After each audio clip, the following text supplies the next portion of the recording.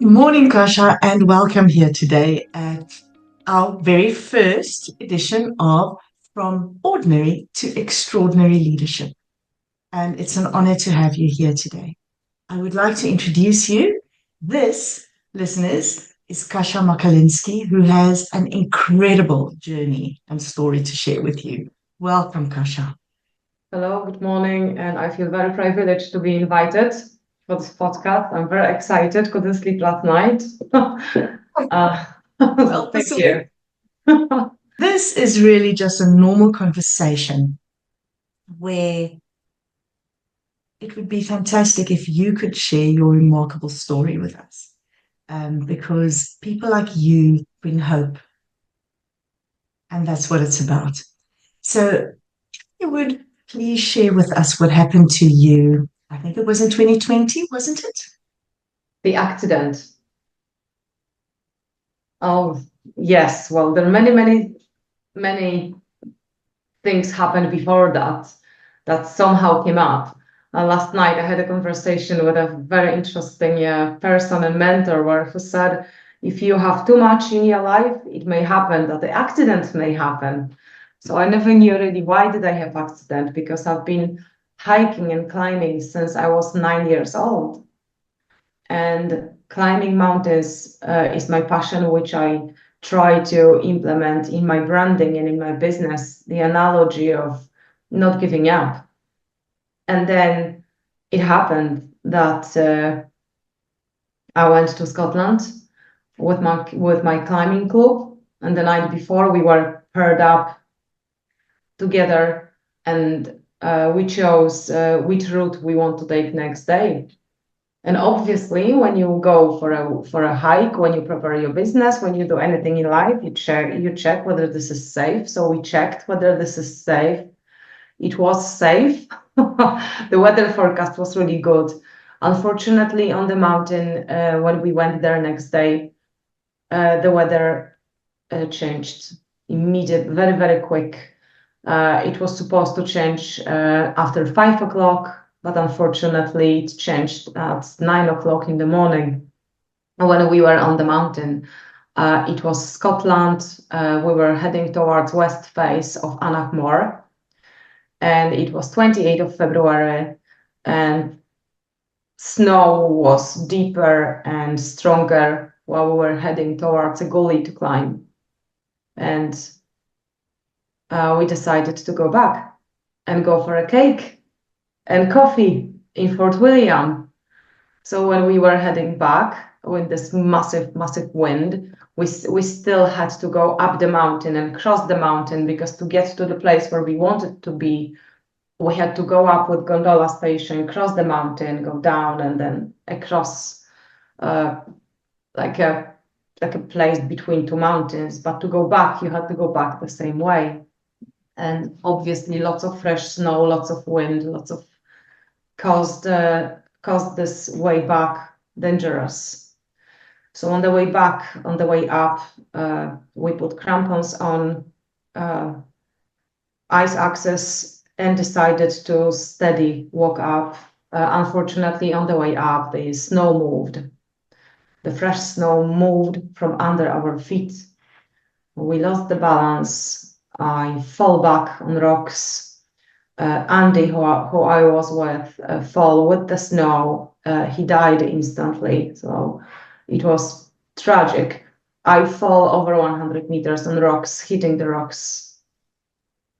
When I landed on the ledge, the first thing when I looked at my crampons were, I fitted them so well.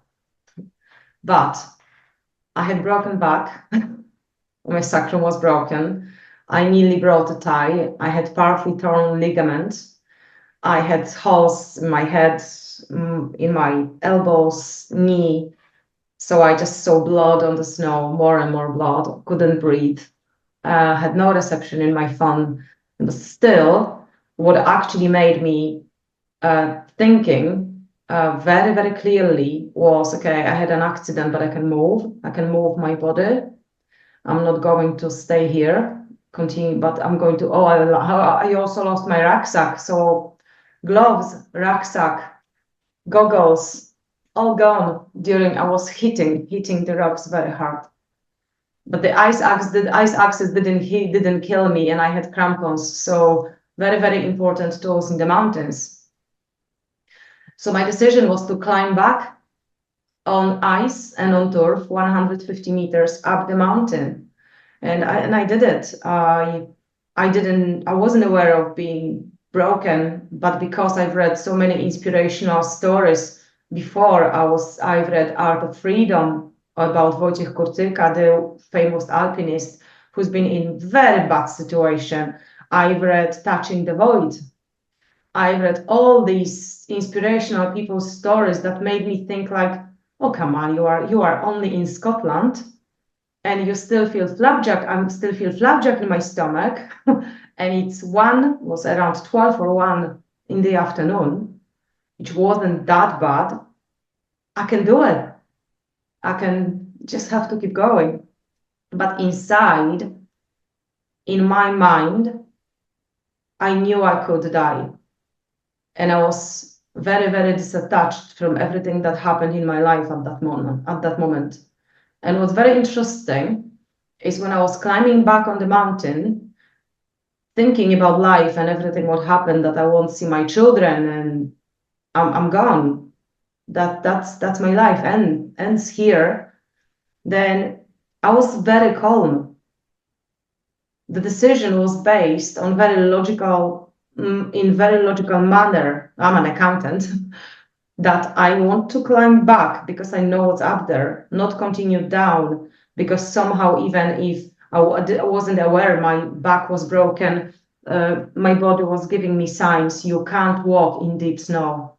I knew I can't walk in deep because my legs didn't want to go up. But climbing, my hands were very strong, so I could climb. I could climb. And in that moment, when I was in the halfway, the phone I saw the phone reception. So I called Mountain Rescue. They were asking me hundreds of questions before sending me the link to share the position. And when they sent me the link, my phone died. So no one knew where I was.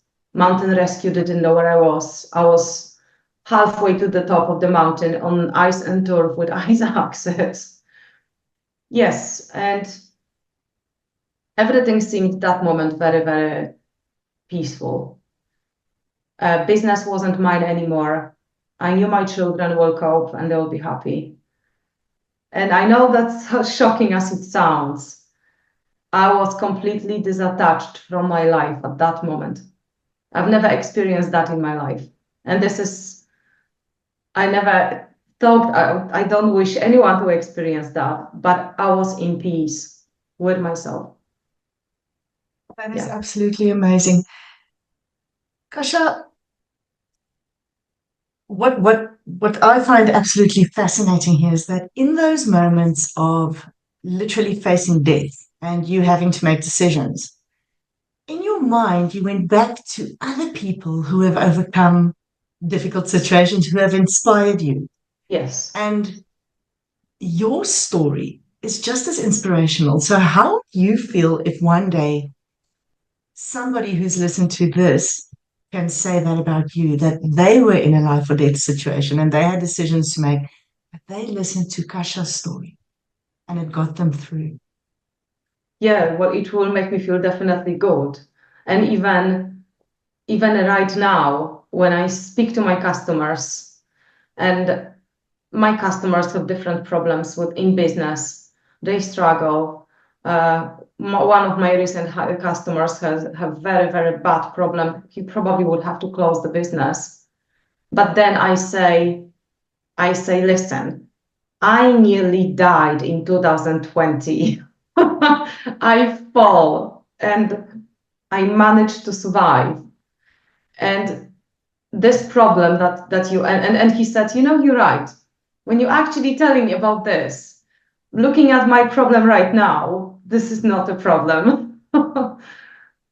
So even when I speak to another quite example, was 2 years ago. I met customers, and they the same, very very bad financial situation. 3 projects badly went into very bad direction, and they said, "Oh, we lost, I don't know, 150,000 on those projects." And I said, "Only 150,000?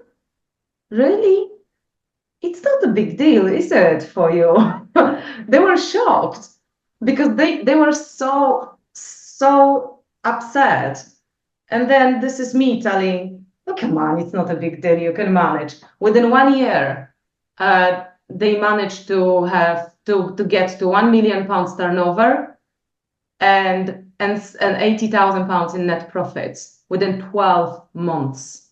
So the attitude towards a problem is the key. If you think, "Oh my gosh, this is so bad, I'm just going to stay here and fall asleep because I could do it on the mountain." And there in my mind, I had these moments when I just wanted to curl up and fall asleep. Somewhere deep down there, I was looking for that place on that mountain when I could just sit down and fall asleep. I was so exhausted. And if you look from different perspective, there are people who are hearing voices on the mountains, being 7,000 meters above, and they still manage to survive. I am 1,000 meters.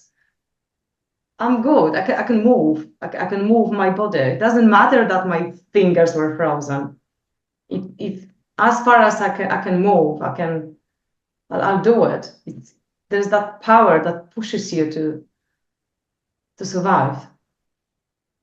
Kasia, this whole change in perspective, I would like you to share with us where you were before the accident. If you would have, let's take you as a business person, as a leader, because you are a leader to people. What was your perspective, or how was it before the accident? And you've explained now after the accident where things have lightened up. It's not really that serious. Is this your only problem? So how were you before? Well, I was quite similar before because, to be honest, if you get yourself to this exam situation, I call it examination, and you give up in life easy, you probably would give up.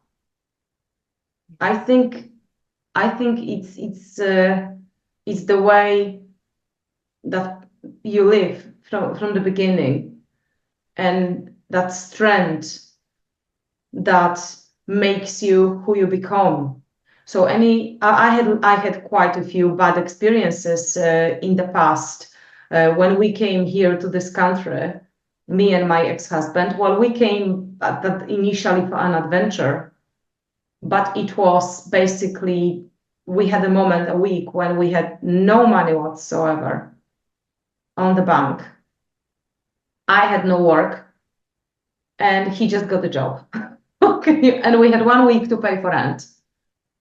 So that moment, within 2 days, I found myself a job, and he found himself a job. And within following few weeks, because we have to say it was weeks, he's been offered a big project on construction site. And he said, if I help him, if he finds 6 people like him, we're going to get £80,000 worth of project on spinning fields in Manchester. And I said, "Don't worry, I'll give you people." I was working for Irish agency, and I knew lots of people looking for work. So I found five people, and within a week I was going to Edinburgh, training about directors' responsibilities. We set up a company, and we had 70 people on our books within 6 months. So as you see, you can give up, or you can continue, yes. But then after the credit crunch, after the problems that happened, and we divorced.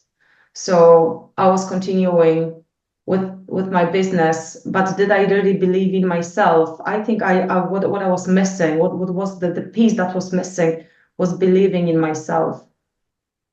I wanted English market. I wanted bigger companies, and I was selling small. I was basically selling big dream, big vision to be finance director for companies to small companies who only wanted compliance from me, because I didn't believe that I could speak to, that someone would listen to me, until they started listening. How did that happen? How did you start believing in yourself? Because I'm sure that if you look back, you probably got the belief first and then they believed you. Then they listened to you because we always live from the inside out. It was a journey. Uh, Sometimes we think that we can click a finger and it will happen next day. But the top of the top, it's just the top of the iceberg. And everything is beneath that iceberg. So slowly, it took me years. I was trying to sell a good service, management accounting service, being part-time finance director, to small companies who didn't really need that, and I was blaming myself that I was offering the wrong service, or I was offering that service for free and accepting that that person is only interested in compliance. So slowly I was learning, and I was poor, I spent so much time for so little. Then I found a lady in SEMA who started mentoring me. And she said, Kasia, you don't need to learn more. You know enough. Start believing in yourself. So I started reading books, um, meditating, uh, going to the mountains, and changing the perception of looking at myself as a person, or seeing a success. I stopped using negative words towards myself. So positive words. And that change slowly happened. And I saw that whatever I wished for, it's coming true. I went for a network event where I was talking to one of my best customer right now. If they listen, they probably will be laughing. But as Steve said, after me talking about accounting for half an hour, he said, if you can convince my mom, my mother-in-law, my wife, and finance staff, you're in. And that was a big, yes, that was big change. And it happened. That transition slowly happened, but we need to believe it. It's a law of attraction. So I had this moment when I was stuck in that I can't, people don't listen to me, I'm not good enough. And this thinking, if this negative thinking was negative in life, it had negative impact. The moment when I changed that, it came positive. And after accident, it boomed, because I thought, if I can survive this, I can survive anything, and I can help, and I can inspire. After accident, within 2 years, I become a mountain leader in British mountains. Getting back on the bike. That is Yes. amazing. Now, we've spoken about your business that has changed and the way that you help clients, but how has your life, your personal life, also changed after the accident? My personal life after accidents. Yes. Oh, so I struggle a lot after divorce. And the fact, why was the divorce? Why this and this happened in my life? I always thought, oh, because this happened to me, that happened to me, because I had tough childhood. But then I looked at this from different perspective, that those experiences made me who I was. But talking personally about my relationships, so I was a single mom bringing up 2 children. appreciating them. I love my children. We have an amazing relationship, which massively improved because we had moments with my children where before accident, I thought I don't have connection with my children. I had quite bad relationship with my daughter. I felt all the time the feeling of guilt. And I think the feeling of guilt is a killer of the future. And I changed. I built very strong, good relationship with my daughter. I saw them nearly crying, when I had accident. But it made us stronger. After accident, they started helping me more, uh, and things which I wanted to do in life were coming true. I met someone. We've been together for over 4 years now, and he's a very, very good person, which I never thought I could met good person. I know this is you can laugh, but we all have different relationships in life, yes, and I wasn't really always lucky. I had this tendency to find mm, people who I wasn't getting on with that well until something changed. And when we think what changed, because I'm a happier, much happier person right now. How is this? I'm trying to find the words now. Looking at leadership from a leadership perspective of people, not only in the work, all over, what would you say you've learned to be a better leader to get people to move forward again? What can you What say to them? How to be a better leader? I think the most important is to first of all is to don't ever try to change people, or but take full accountability for what happens in your life and start from working on yourself. Look inside yourself. Look what can you do better for yourself.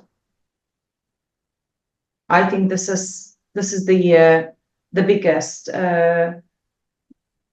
the biggest learning. I would say. I also have a story here. It's a good story. I had surgery. That was before accident. That surgery was completely unnecessary. Uh, it was, but because I was scared, I wanted to check do something with my lymph nodes. But I was very, very depressed because after that surgery, I felt very vulnerable and in pain, and I was always that Robocop, not possible to be damaged, and then I'm in pain. Oh gosh, what happens? So what happened there? I booked a trip to climb the highest mountain in Europe, which I successfully accomplished in 2019, and that lesson to if you are in this moment which really pulls you down, look for the future and find for moments that take you up. That's what I would say. Find don't be stuck to those thoughts, to depressive thinking. I cannot say I ever had any depression in my life because I love life that much, and I was always looking for this bounced up. And I think to be a leader, you need to have this self-motivation, build your self-discipline.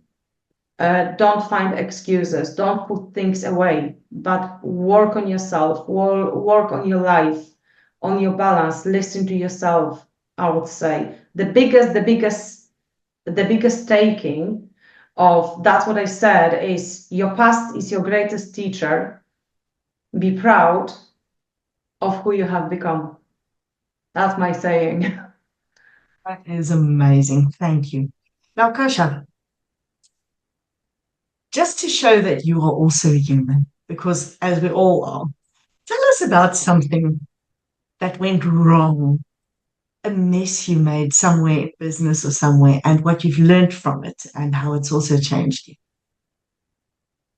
Yes. So because I trust people, I like people very much. I, as I said, I was selling first. It started from selling my services to market that didn't really need my services. So taking all the customers, who asked me for do self-assessment, do compliance. So, and I was losing money there. I was really losing because I wanted to offer something different to market who didn't need it. Even one customer said, "You're trying to sell me Ferrari and I need Vauxhall." So that made me on that put me on the lost position. I lost a few customers. And also I employed someone. I employed Anna. We were working from home, and then I thought everyone, I can trust everyone. Everyone is good. So I employed someone.